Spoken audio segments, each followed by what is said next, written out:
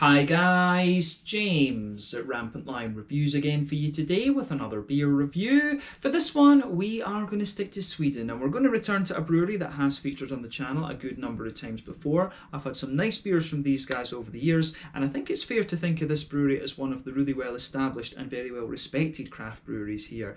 These guys have been around since pretty much the beginning and they're best known for their kind of traditional English and German styles of beer. But the one we're going to have a look at today is a little bit different and I think it should be an interesting one, so I hope that you guys enjoy my take on this beer as well. So for this review then, we are going to head out to the west of Stockholm to Örebro and we're going to have a look at another beer from Närke Kulturbryggeri. So this particular beer is called the Dubh Linn Stout.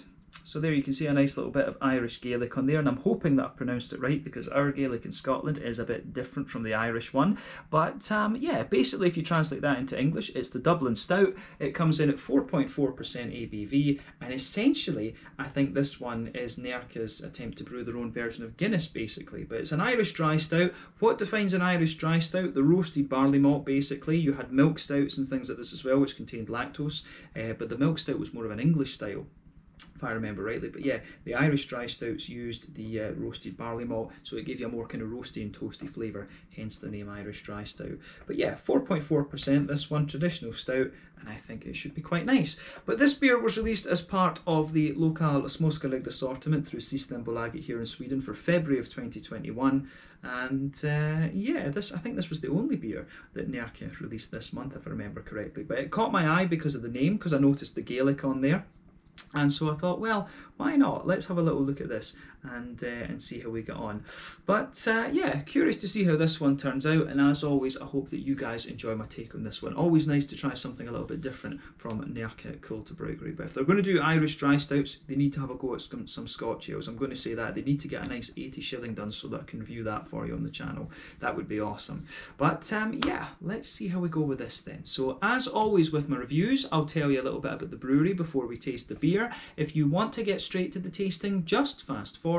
All the usual links are in the video description below. That's the brewery website, the link to my other reviews that I've done from Närke Kulturbryggeri before, and you will see more added to that list in the near future, I've no doubt about that. But there's all the usual social media down there. If you want to see more reviews, do please consider subscribing to the channel. The whole channel, of course, has a geography-based tagging system, so you can go into the homepage and search for beer based on country, city, state, county, province, prefecture, whatever it is you're interested in. Do check out the playlists of beers from different countries. There is one there for all the Swedish beers that I've reviewed for you. That's constantly being added to, and as always, please do get in touch and let me know some of the other beers and breweries that you guys would like to see me review. It's always great to hear from you guys that are watching the videos, and the support that you show the channel is hugely appreciated. So anyway, to tell you a little bit about Närke Kulturbryggeri then, on to my brewery notes. So as I've mentioned to you already, Närke Kulturbryggeri are based in Örebro and they were founded back in 2003. So the company was founded by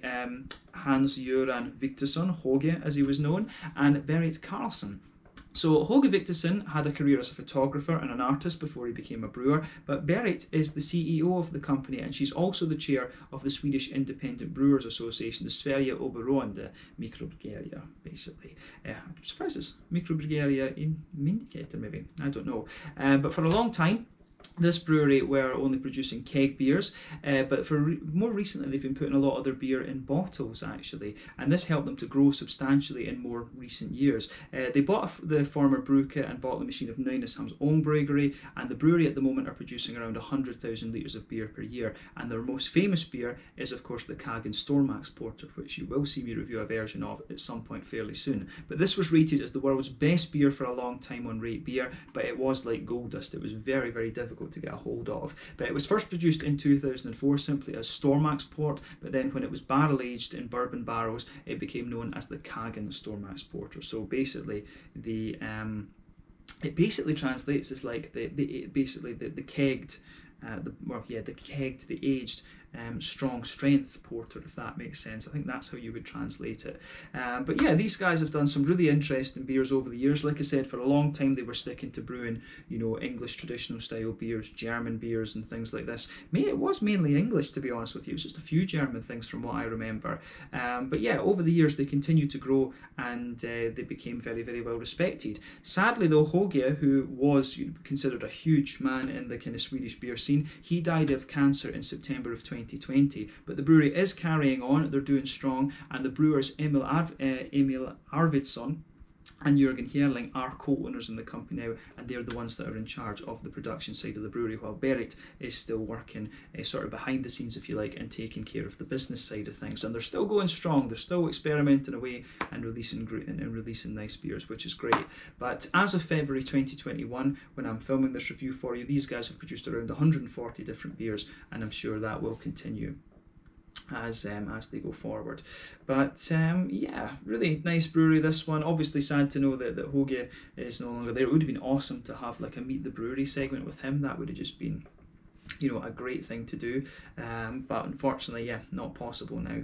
But yeah, hopefully we can keep reviewing some of these beers from Närke Kulturbryggeri. These guys have, you know, they've got a good range of different things up there. Probably the most famous beer from these guys would be the Örebro Bitter, actually. And it's odd enough because I don't particularly like English bitters, but I have to say the two kind of classic English bitters that you'll find in Sweden, the Bideru Bitter from Nynäshamns own brewery, and then the Örebro Bitter from Närke Kulturbryggeri. I do think those are very, very nice beers, actually. But yeah, these guys, as I say, over the years I've had some really interesting traditional beers from them. English IPAs, you know, gold nails. I think I've had a couple of German things too. I honestly can't remember how many beers I've had from this brewery now, but I do keep an eye out for what these guys are releasing, because I like to have a little bit more of a kind of traditional review or two throughout the month. So I do keep an eye on what Närke and Nynäshamn are doing. These two breweries are the ones that are really focused on those old school English and sometimes German styles of beer. But pardon me, yeah, that's all I can really tell you about Närke Kulturbryggeri for the moment. The brewery takes its name from the local area. That area around Örebro is known as Närke. It's kind of like Småland, if you like. It's like a historical region that doesn't exist kind of legally anymore, but you know, everyone still kind of refers to it as Närke, if you like. But yeah, nice brewery, this one, as I say. And if you want traditional English style beers in Sweden, Närke and Nynäshamns own brewery are the ones that you want to check out.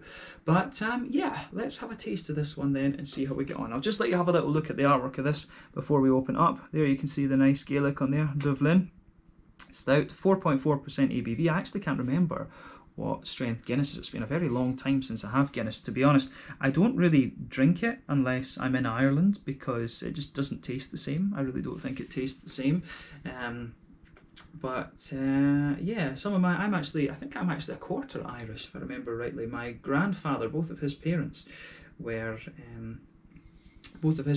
Irish on my mum's side. So yeah, I actually am a quarter Irish and 3/4 Scottish, or you know, going back probably there's a bit of French and stuff in there as well on my paternal grandmother's side. So yeah, Celtic is some description anyway, genetically insane, as I say. But 4.4% Irish dry stout, this one. I think this should be quite interesting.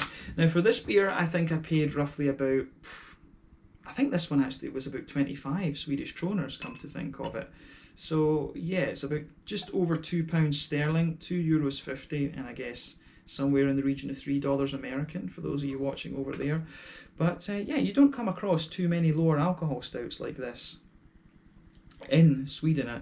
You know, the Swedish beer scene is a little bit of a bang for your buck, to be honest with you. I think there's certain tax rules that mean that low alcohol stouts like this and you know, pale ales and stuff like that, it's just not the ideal style for breweries to brew. It might just be the taste and stuff, because Swedish people like quite big flavours. They maybe just prefer like a full IPA and a full kind of imperial stout rather than a lower alcohol stout like this. You really don't come across too many lower alcohol stouts here, other than the kind of foreign import ones like Murphy's and Guinness and stuff like this. So that's definitely worth noting. You don't find too many Swedish breweries brewing these particular styles.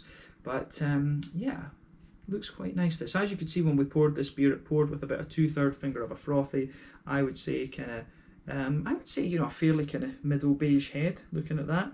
But yeah, lovely dark ebony rosewood colour. If we shine the light through this, it does have a wee bit of a kind of Coca-Cola Pepsi sort of thing to it going on. When you shine the light through it, you do get a wee bit of that very dark chestnutty cola kind of coloured edge to it. But yeah, it looks nice. There's one or two big bubbles sticking towards the side of the glass. There's a few little ones going up towards the bottom of the head there, and the head is just fading away to be a really nice kind of thin foamy layer. And I'm sure that'll dissipate even more. But yeah, there's just a nice kind of big ring around the edge of the glass. But yeah, it looks great, I have to say. I really like how this one goes together, and you can smell some of that traditional old school Irishness to the beer if you like. But yeah, let's take a closer look at the aroma then and just see how we get on with this one. I think this should be quite interesting. Yeah, that's a nice beer.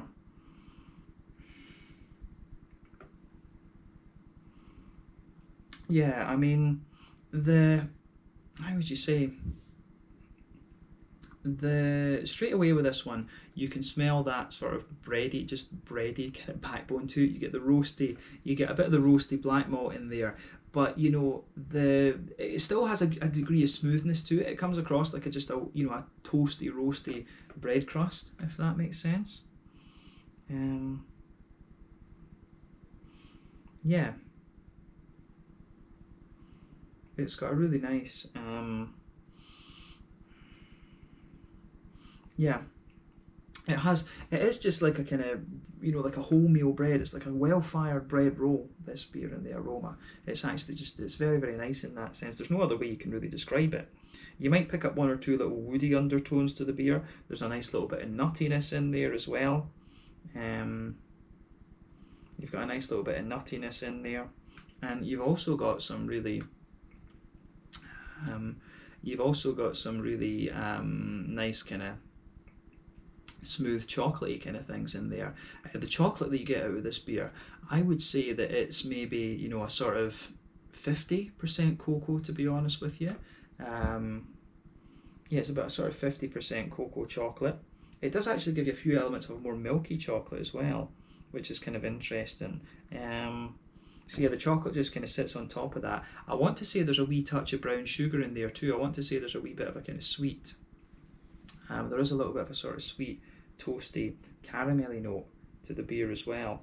But the brown sugars are not so intense. It is like a kind of just toasty, caramelly note to the beer, which I like. Yeah, that goes together very, very well, I have to say. Yeah, it's lovely. It's actually lovely how everything kind of sort of plays out in that one. I really like how all of that goes together. So thumbs up to Närke Kulturbryggeri for this. I think this is pretty awesome. I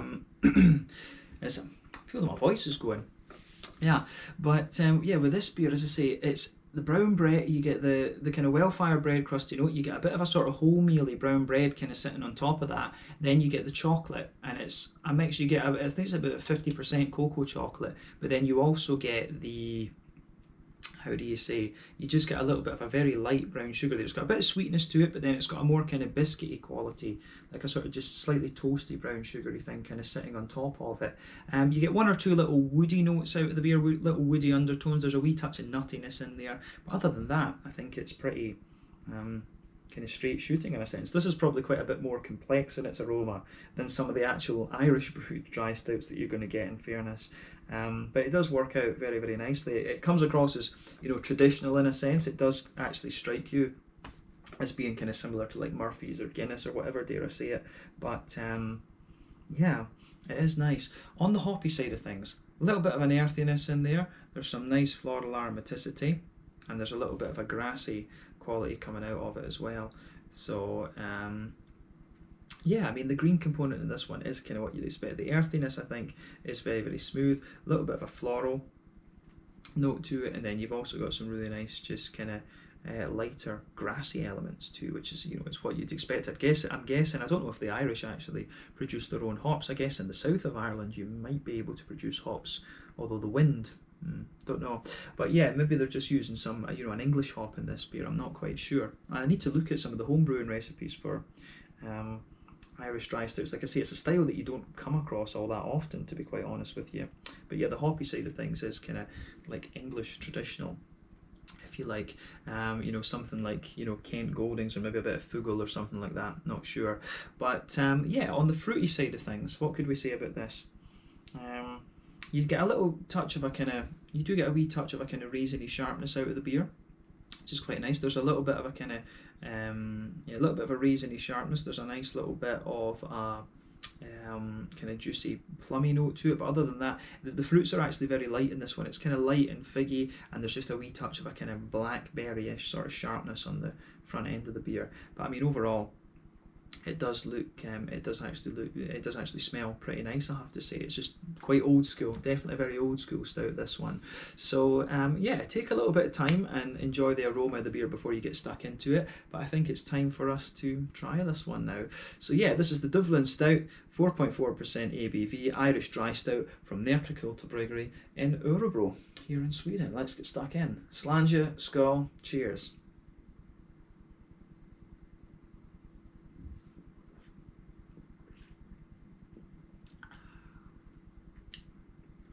Yeah, that is pretty nice, I have to say. I do like how this, how everything kind of pieces together in this one. I think it's a solidly executed beer. Absolutely, thumbs up to Närke for this.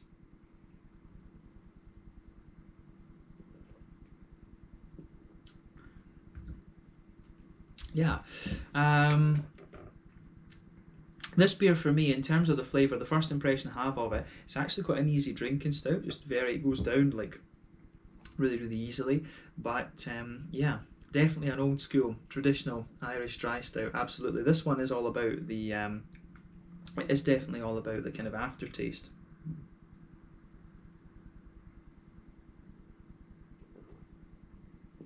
Yeah. The aftertaste in this beer, I think, is pretty solid, actually. I mean, I think this one is, it does go together nicely. So where do we start with this? Straight away with this beer, across the middle of the palate, it's got a nice kind of roasty, toasty, bread crusty kind of quality to it. So that works very, very well, I have to say. Yeah. I like that with this one. So yeah, nice roasty, toasty, well-fired bread crust. That blankets the middle third of your palate. On top of that, you start to get a more kind of soft. You start to get a more kind of soft, brown bready, wholemeally type bready kind of deal out of the beer. And then on top of that, you're getting like you do get a chocolate. You know, the chocolate actually comes across as significantly more high cocoa in the aroma than it does in the. It comes across as a more high cocoa in the flavour than it does in the aroma. That's what I meant to say. So yeah, in the middle, you've almost got like a middle circle in the middle of your palate there. So you get the high you get the nice cocoa out of the beer, and then in the very centre of your palate, there is a wee tiny touch of brown sugar from the alcohol in the beer. But yeah, it really is quite straight shooting, but it just works. I mean, it is one of these beers that just works very, very well, I have to say. So thumbs up to Närke for this. They've pulled off a solid Irish dry stout here in my mind.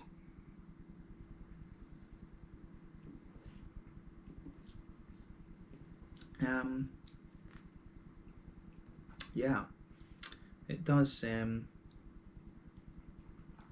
It does go together really solidly in that sense. It's. You know, you will notice that if you go to the front corners of your palate, then go diagonally back, you get a few little woody undertones coming out of the beer. And if you move further forward from that, if you move a little bit further forward from that, you will to the centre of the palate, you do get a wee bit more of a kind of to the centre of.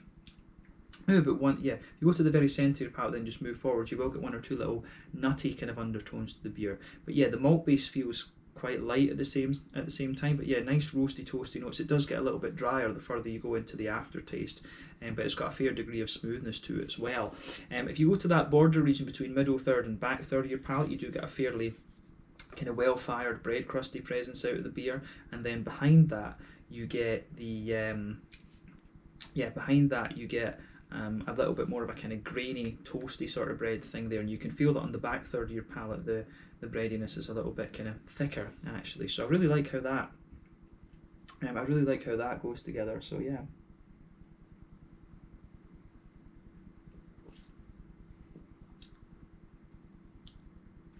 Yeah. It's really interesting, actually, in this sense. It is properly old school. I mean, that's what you always get with Närke. You do get an authentic, old school, traditional beer when it comes to these things, and this one's no exception. I mean, it's quite a straight shooting beer. I mean, compared to the kind of modern imperial stouts, the big high alcohol ones and stuff, you know, they're not. The flavours obviously aren't as big and as bold and things like that.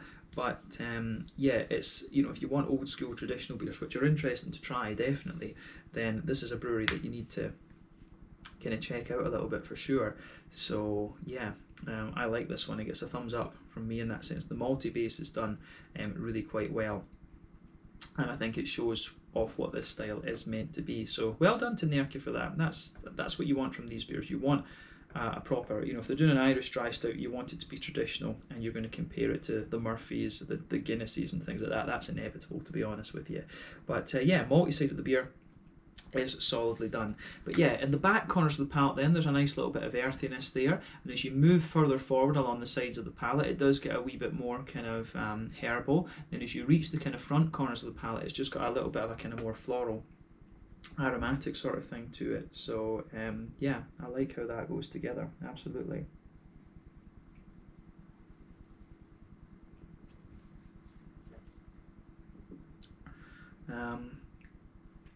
Yep. The kind of floral aromatic side of this beer as well, I think it does build a little bit the further you go into the aftertaste. But then yeah, around the front curve of the palate, there's a little bit of grassiness there, and it feels like it just has a wee tiny touch of zest to it. Obviously, if you let this beer sit a little bit, some of those hoppy characteristics will drop out of it.